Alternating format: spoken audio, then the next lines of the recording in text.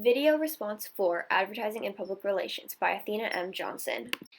According to the Social Media and the End of Gender TED Talk and the film Killing Us Softly Advertising Images of Women, what did I learn about how women are portrayed in ads and commercials? So I've learned about this before, so I wasn't surprised by any of the information. I feel like people judge the models and the companies for portraying women as these perfect creatures, yet it's what they're supposed to do. If these companies want to survive, they need to advertise in this way. The reason companies need to do this is because the everyday woman wants to be that perfect image. So they will buy the products in order to be like the people in the magazines or ads. It's all done unconsciously in your mind, but people aim for the perfect image, which is why those advertisements work so well. Am I saying it's right? No, of course not, but it's how these people make a living. In 2018, there was a large debate going over the Victoria's Secret fashion show. The public was saying they wanted overweight people doing these shows. Personally, I find that more wrong than having the thin or so-called perfect people walk the catwalk. When you have obese or overweight people walking on the catwalk, that supports unhealthiness and obesity. At least when it comes to these perfect images of women, it supports some kind of health aspect.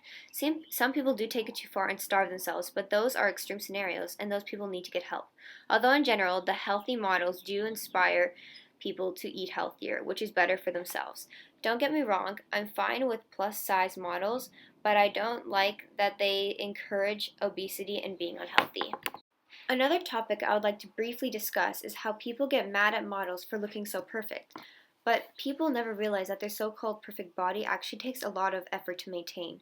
That's why not everyone is a model. It's like the NBA. The NBA isn't going to hire an unhealthy short player. They're going to hire the strongest and fittest. Another topic to discuss is how men are perceived in ads versus how women are. Usually men are rich or successful in the commercial, while women are usually only shown as beautiful.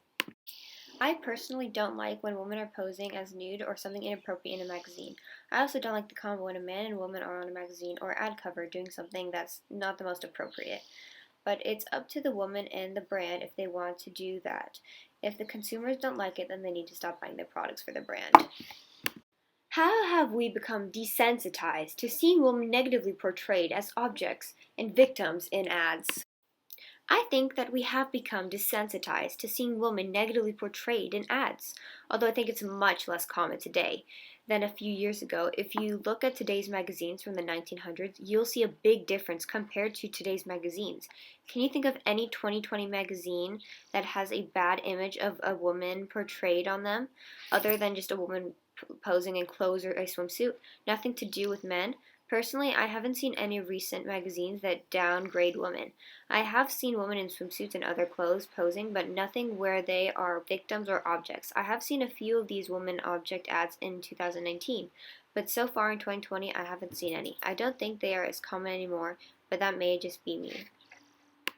In the statement, need to be citizens instead of consumers in order to make a change, I don't believe in this statement. For a company, citizens are useless unless they pay taxes to them.